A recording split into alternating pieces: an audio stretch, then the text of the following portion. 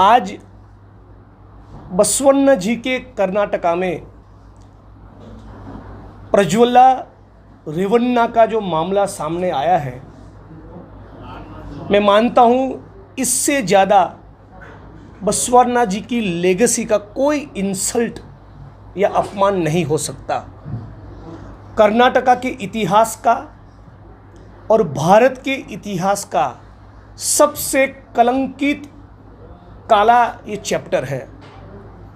और बहुत शर्म के साथ, बड़े दुख के साथ कह रहा हूँ कि नरेंद्र मोदी, भारत के प्रधानमंत्री, अमित शाह और भाजपा के नेशनल प्रेसिडेंट जेपी नड्डा, जो देवराजे गौड़े ने बताया कि इन तीनों लोगों को पता था और बावजूद इसके इस बलात्कारी को टिकट दिया।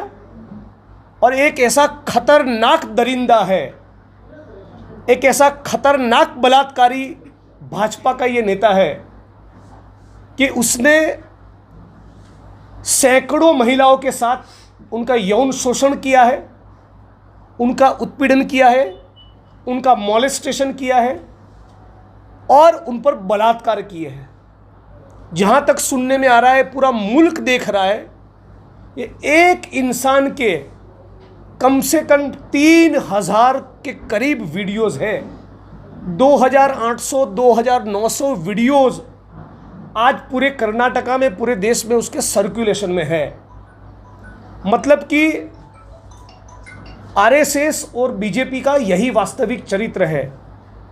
दिल्ली की सड़कों पर बलात्कार की कंप्लेन लेकर हमारी एथलीट बहनें 100 दिन तक बैठी रही। पूरी आरएसएस खामोश रही, पूरा बीजेपी खामोश रहा और prime minister of India Narendra Modi, जो हर रोज़ भारत माता की जय का नारा लगाते हैं, वो उस बच्चियों को, हमारी बेटियों को पूछने तक नहीं गए, उनका हाल जानने की कोशिश नहीं की। गुजरात में बिल्किस बानो नाम की एक प्रेग्नेंट बेटी, उसके ऊपर बलात्कार हुआ, सामूहिक बलात्कार हुआ। उसके आंखों के सामने उसके परिवार के 11 लोगों का खून हुआ। 3 साल की बच्ची को मार दिया। मामला सुप्रीम कोर्ट में गया। सुप्रीम कोर्ट ने कहा कि इन तमाम आरोपियों को, तमाम रेपिस्टों को आजीवन कारावास। मोदी की, आरएसएस की, भाजपा की गुजरात सरकार ने सभी बलात्कार करने वाले लोगों को जेल से छोड़ दिया, उनका स्वागत सम्मान किया, अबीर गुलाल उड़ाना, ढोल नगाड़े बजाए, उनको शाल पहनाई और मिठाई बांटी, मानो वो बलात्कारी कोई राष्ट्रपति का मेडल जीत कर आए हो। ये आरएसएस और बीजेपी का वास्तविक चरित्र है। मणिपुर के अंदर महिलाओं को नग्न करके पूरे देश के सामने घुमाया गया। फिर भी प्रधानमंत्री, जो मंगलसूत्र का म बोलते हैं, वो मणिपुर का म नहीं बोल पाए। हमारी आंखों के सामने, आप सोचिए पूरी दुनिया इसको किस प्रकार से देखती होगी। पूरी दुनिया देख रही कि हिंदुस्तान के मणिपुर के अंदर महिलाओं को नग्न करके घुमाया जा रहा है और देश का प्रधानमंत्री एक शब्द बोलने को तैयार नहीं है। हाथरस की बेटी, दलित समाज की बेटी, उसके ऊपर बलात्कार हुआ, उसका खून हुआ और उसका डेड बॉडी उसके परिवार को, लोगों को देने के बजाय पेट्रोल डालकर रात के 12-1-2 बजे उसकी बॉडी का अंतिम संस्कार कर दिया। उसके परिवार के लोग उसके अंतिम दर्शन तक नहीं कर पाए। मेघालय भारतीय जनता पार्टी का उपाध्यक्ष पकड़ा गया। क्या चला रहा था? पूरा एक रिसोर्ट चला रहा था। आरएसएस और बीजेपी के लोग रंगरेलियां मनाए। आरएसएस और बीजेपी के लोगों के सेक्सुअल प्लेजर्स के लिए पूरा मेघालय में रिसोर्ट चला रहा था। और जब हमारी जांच एजेंसियों ने वहां पर छापा मारा, गिरफ्तारियां की, तो पता चला कि 18 साल से कम उम्र की 6 बच्चियां वहां पर पाई गई। मतलब कि आरएसएस और बीजेपी के लोग मेघालय में इस देश की बेटियों के साथ बलात्कार करते थे और पूरे आरएसएस और बीजेपी के लोग इस मामले में एक फार्म हाउस और रिसोर्ट खड़ा किया था। और अभी ये प्रज्वला रेवन्ना का मामला जो आया है, पूरी दुनिया के सामने भारत की आबरू को नीलाम किया है, हमारे देश की अस्मिता और गौरव को खंडित किया है, पूरी भारत भूमि को लज्जित किया है। मैं कहना चाहूँगा, भारत की सभी जाति और धर्म की बेटी हमारे लिए भारत माता है। वो हाथरस की बेटी हो वो भी भारत माता है, हिंदू की बेटी हो, मुसलमान की बेटी हो, सिख की बेटी हो, ईसाई की बेटी हो, पारसी हो, दलित हो, आदिवासी हो, ओबीसी हो, वो सभी भारत माता है। तो मैं कहना चाहूँगा इन भारत माता के ऊपर बलात्कार करके, उनके वीडियो बनाकर, उनका यौन शोषण करके इतने भयंकर स्कैंडल को, इतने भयंकर कांड को अंजाम दिया। और इस रैकेट, इस स्कैम, इस सेक्स कांड के बारे में प्राइम मिनिस्टर ऑफ इंडिया को पता था, गृह मंत्री अमित शाह को पता था, जेपी नड्डा को पता था, जेडीएस बीजेपी को पता था, भाजपा जेडीएस के लोगों जिनको टिकट चाहिए थी उन्होंने बोला था कि इस प्रकार की सीढ़ी हमारे पास पड़ी है, आप उसको टिकट मत दीजिए। बावजूद उसके उसको न केवल टिकट दिया, टिकट तो दिया, बेशर्मी के साथ निर्लज्ज होकर प्रधानमंत्री ने उसके लिए कैंपेन किया। तो जो बलात्कारी है, जो मॉलेस्टर है, जिसके खिलाफ इतने संगीन इल्जाम है, जिसकी 3000 के करीब सेक्स के वीडियोस हैं, उसके कैरेक्टर के बारे में तो पूरा हिंदुस्तान समझ गया। लेकिन ऐसे चरित्रहीन, कैरेक्टरलेस लोगों को टिकट देने वाले, उसके कंधे पर हाथ रखने वाले, उसको सपोर्ट करने वाले और उसके लिए चुनाव में प्रचार करने वाले नरेंद्र मोदी साहब का चरित्र क्या, ये पूरे भारत की 135 करोड़ जनता आज कर्नाटका की धरती से सवाल पूछ रही है। ये लोग आपसे और हमसे भी ज्यादा भारत माता की जय का नारा लगाते हैं, लेकिन भारत की बहनों, भारत की बेटियों, भारत की माताओं के साथ बलात्कार करते हैं। और इसीलिए ये भारतीय जनता पार्टी नहीं, ये बलात्कारियों की पार्टी है।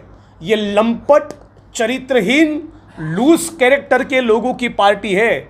1925 से लेकर अब तक का आरएसएस का, जनसंघ का, भाजपा का यही इतिहास रहा है।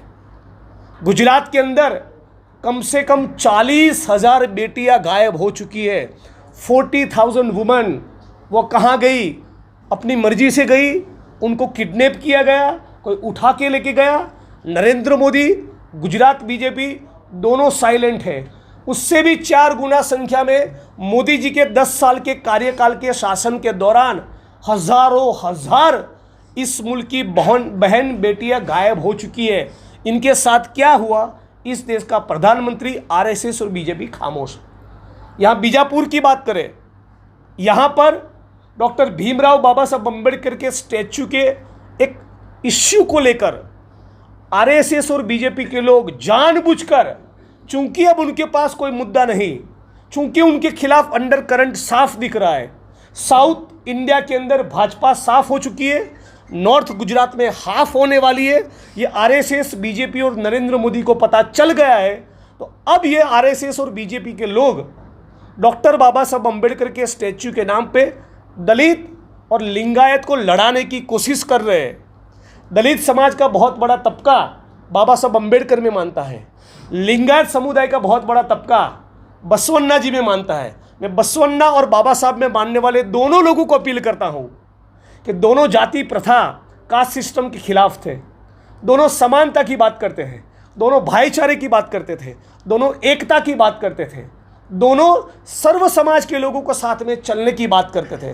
तो दोनों को मैं हाथ जोड़कर गुजरात से चलकर आया हूँ।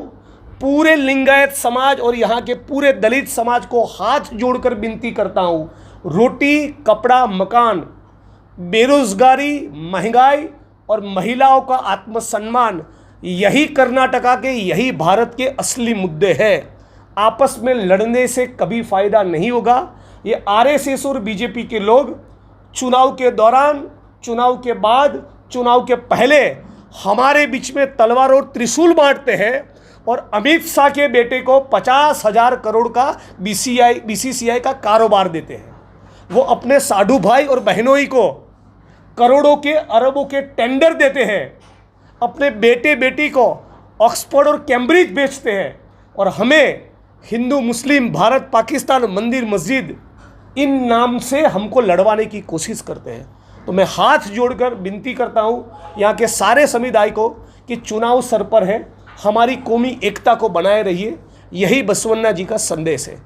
धारवाड़ हुबली में भी मुस्लिम समाज के व्यक्ति के द्वारा एक हिंदू समाज के व्यक्ति का खून हुआ।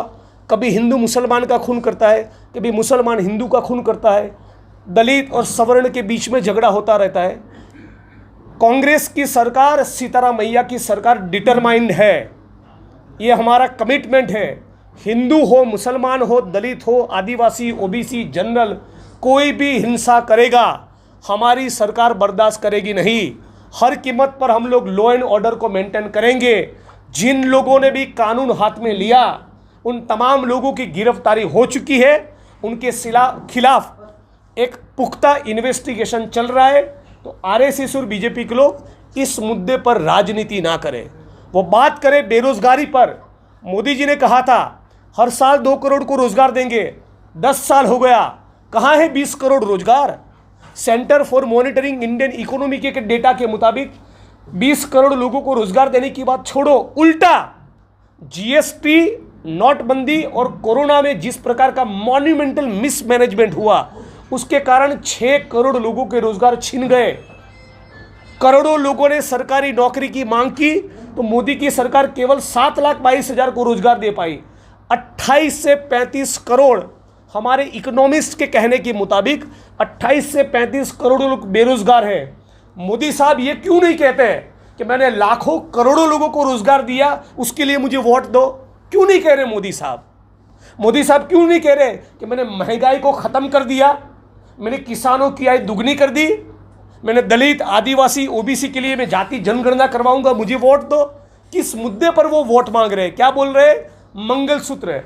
अरे दिल्ली की सड़कों पर 750 किसानों की किसान आंदोलन के दौरान मौत हुई, उन्होंने बलिदान दिए, उनकी बहनें जो विधवा हुई उनके मंगलसूत्र का क्या? तो अब तमाम समझदार लोग हैं, अब तमाम मीडिया के साथियों को मैं यही अपील करने के लिए गुजरात से चलकर आया हूँ। गुजरात मॉडल के मुकाबले कर्नाटका का सीताराम मैया मॉडल ऑफ डेवलपमेंट 1000 गुना बेहतर है। यहाँ के सीताराम मैया जी की सरकार, डीके शिव कुमार जी, हमारी कांग्रेस पार्टी जो कहती है, जो मैनिफेस्टो में लिखती है, वो कर कर दिखाती है। तेलंगाना में रेवंत रेड्डी ने, कांग्रेस पार्टी के मैनिफेस्टो ने जो कहा था वो करके दिखाया है। और इस बार भी इंडिया अलायंस और कांग्रेस पार्टी की सरकार बनेगी, किसानों का कर्जा माफ होगा, मिनिमम सपोर्ट प्राइस के लिए कानून बनेगा, डिप्लोमा डिग्री करने वाले हर स्टूडेंट को हर महीने 8,500 रुपया मिलेगा। परिवार की एक महिला को जो गरीबी रेखा के नीचे है, उन तमाम महिलाओं का सर्वे करके परिवार की एक महिला को 1 साल के लिए रुपया 1 लाख मिलेगा। और खाली पड़े तमाम सरकारी पदों में भर्ती करके 5 साल के अंदर 30 लाख युवाओं को कांग्रेस पार्टी की सरकार सरकारी रोजगार, सरकारी नौकरी देने जा रही है। तो आरएसएस, बीजेपी और मोदी का मुद्दा है मंदिर मस्जिद के नाम पर लड़ाओ, हम मोहब्बत की दुकान चलाते हैं। हमारा यही पैगाम है कि भाईचारा हो, एकता हो और सभी जाति और धर्म के लोगों का भला हो। यही बीजापुर की जनता समझे, किसी के बहकावे में ना आए, आरएसएस और बीजेपी का प्रोपेगेंडा समझे। और पूरे बीजापुर की, पूरे कर्नाटका की बहनों और माताओं को अपील करता हूँ, पूरे कर्नाटका के सभी जाति धर्म की बहनों को अपील करता हूँ, कम से कम अपना एक वीडियो बनाइए और पूरे भारत को बताइए कि कर्नाटका की माताओं के साथ, कर्नाटका की बहनों के साथ, कर्नाटका की बेटियों के साथ, 16 साल की बच्ची से लेकर अपनी दादी की उम्र की 65 साल की महिलाओं के साथ जिस प्रकार से ये प्रज्वल्ला रेवन्ना ने बलात्कार किए हैं, पूरे भारत को, पूरे हिंदुस्तान को पता चले कि यहाँ भारत माताओं के साथ क्या हुआ, यहाँ कर्नाटका की भारत माताओं के साथ किस प्रकार से रेप और बलात्कार हुआ, पूरे भारत को और पूरी दुनिया को पता चले। इसलिए कर्नाटका की एक एक बहन अपना भी वीडियो बनाए और जनता को जागरूक करे। ये बात आपके बीच में रखना चाहता था। आपके जो भी सवाल है मैं उसका जवाब दूंगा। मोदी जी ने अभी आपने कहा, तो मोदी जी पे आता हूँ, तो वो कह रहे थे कि पहले तो शुरुआत की थी सबका साथ सबका विकास, लेकिन अब यहाँ तक बोल रहे हैं कि मुसलमान ज़्यादा बच्चे पैदा करने वाले हैं और घुसपैठे तक कहा। आपके हिसाब से ये कैसा? देखिए, भारत के संविधान की प्रस्तावना में लिखा है धर्मनिरपेक्ष समाजवादी गणतंत्र की स्थापना करनी, और संविधान के साथ, संविधान के मूल्यों के साथ नरेंद्र मोदी साहब को कोई लेना देना नहीं। वो 5.25 साल विकास की बात करते हैं, जैसा ही चुनाव आता है हिंदू मुस्लिम, मंदिर मस्जिद, भारत पाकिस्तान, ये 6 शब्दों का प्रयोग ना करें मोदी जी और फिर चुनाव में उतरे, उनकी 200 सीट नहीं आएगी। सर, जो स्लोगन है अब की बार 400 पर, क्या हो? किस मुंह से आप कह रहे हैं? क्या हिंदुस्तान की, भारत की माताएं और बहनें इन बलात्कार करने वाले लोगों को वोट देंगी?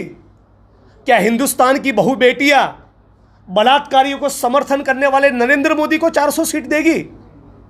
ऐसे कैरेक्टर लेस लोगों की, बलात्कारियों की पार्टी को कौन वोट देगा?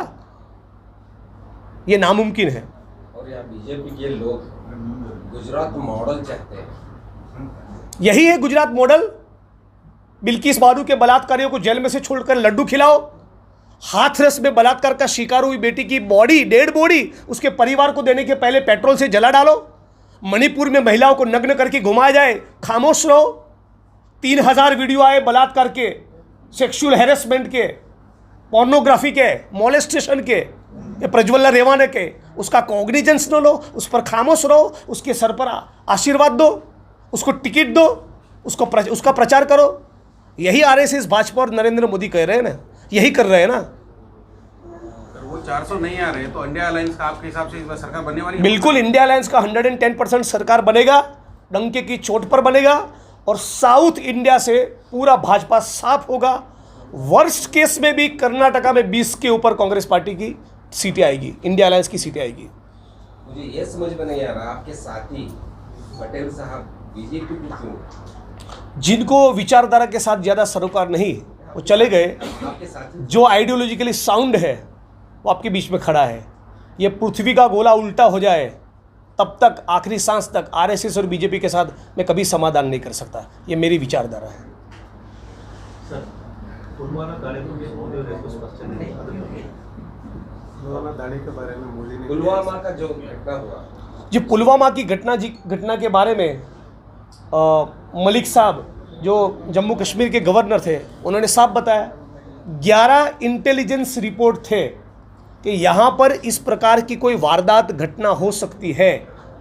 आप चौकन्ने रहिए, आप आर्मी के जवानों को एयरलिफ्ट करके सुरक्षित जगह पर उनको पहुँचाइए।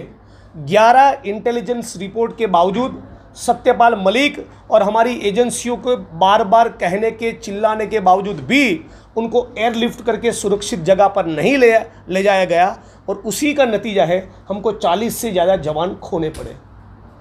ये नरेंद्र मोदी और भाजपा की सरकार के लिए कलंकित है। अब कर्नाटक में जहाँ तक घूमे हैं, क्या अंदाजा कितने आएंगे? बहुत बढ़िया। कर्नाटका की जनता, मैंने कहा ये बसवन्ना जी की धरती है। कितना भी प्रोपेगेंडा आरएसएस से बीजेपी करे, असेंबली के चुनाव में बहुत अच्छे तरीके से कांग्रेस पार्टी की जीत हुई, और मुझे पूरी उम्मीद है, पूरा यकीन है कि पार्लियामेंट के चुनाव में भी कांग्रेस पार्टी 20 से ज़्यादा सीट लेकर आएगी।